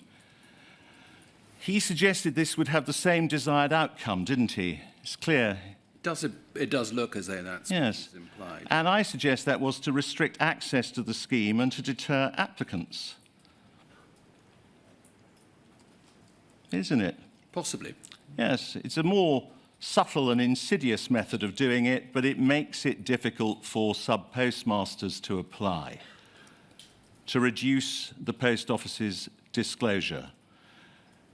I mean, for example, in the forms, they talk about the provision of contemporaneous documents. How are you going to get contemporaneous documents when many years have passed and where the post office had seized them and, as in Mr. Lee Castleton's case, never returned them? It's a hurdle, isn't it? Not a low hurdle, but it's actually a high bar. That was the design, wasn't it? It certainly, you could certainly draw that conclusion from this paragraph. And I remind you, we've dealt with it very briefly already. Paragraph 886 of the Common Issues Judgment. Suspended SPMs are not only entirely excluded from the post office, part of their premises, they appear to be excluded in some cases from entire premises, and also are completely denied access to any information or records. And then Mr. Justice Fraser said this: given the severe effect upon a sub-postmaster of having their appointment terminated, it is not only important, but I would go so far to say crucial, that they're given a reasonable opportunity to meet a case being brought against them by the post office. It is difficult to see how they can have such an opportunity if they are denied access even to copies of information or records. That judgment came out on the 15th of March 2019.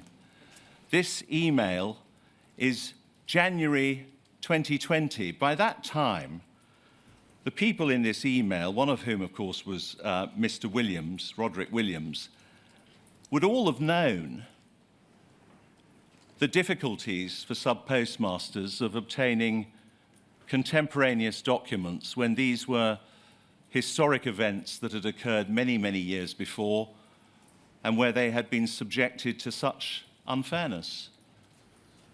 Do you agree? Yeah, it's a concerning conclusion, yes. Yeah. You all knew, and I don't mean that pejoratively to you, Mr. Reid, but those advising you all knew when this demand for contemporaneous document was hatched that sub-postmasters would have great difficulty in complying with it. That must be right. That's a disturbing conclusion, yes. Yes. Now, Mr. Reid, I realise you were, to some extent, put in this job to a degree under false pretenses because you had no idea what you were letting yourself in for. But you would agree that you were not the solution you promised to be, despite everything you did. Not the solution I promised to be. What do you mean? Well, the compensation process is not being dealt with fully, fairly, and quickly. That must be right. I think to a degree that's fair. Yes. And it's the same, I suggest, dyed-in-the-wool inability of the post office to treat those it destroyed or very nearly destroyed with dignity, respect, and justice. I would like to think we've learned the lessons of this. I think it has been slow and painful for the post office to do so. I think culturally we've had to come a long way to do that. But I would argue that those lessons have been learned.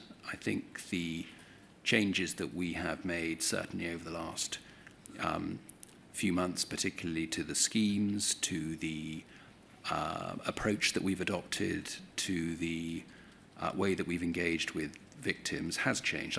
I would hope that people in the room had identified that, but we're obviously open to feedback accordingly. But I think certainly since the compensation hearings and since the drama at the start of this year and since the Select Committee, I think we've learned those lessons. I think the shareholder has too, and I think there is a great deal more understanding. This process has hugely helped in shining a light on some of the practices of the past. I think we are genuinely open and moving towards a better system. There are proper appeals processes, proper independent panels now working.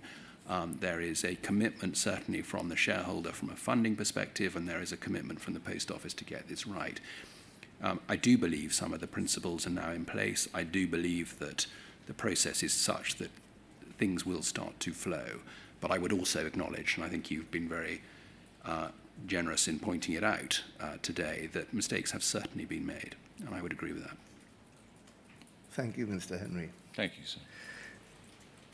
You will know, Mr. Reid, that in each of my progress updates and in my interim report, I drew attention to the oft-repeated phrase, both by Post Office and government, that compensation would be full, fair and prompt.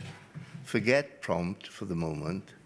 Can you assure me that it is still the aim of Post Office to provide compensation which is full and fair? I can assure you. Fine, thank you. Then we'll adjourn now until tomorrow morning when you'll resume your questioning. I will, sir. Mr. Beer. Thank you.